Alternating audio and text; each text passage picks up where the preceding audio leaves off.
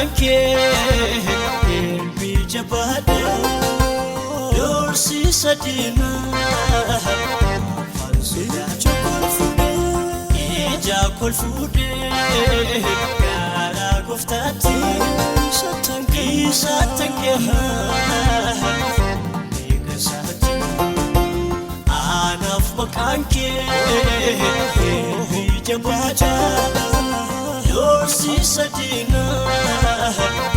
fansuda ija kolfude gara goftati satanke negasati makaanke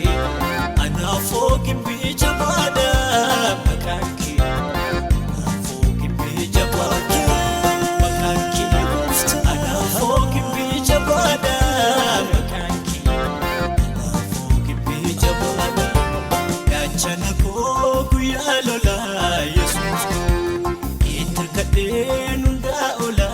yesus akan yelas ifamne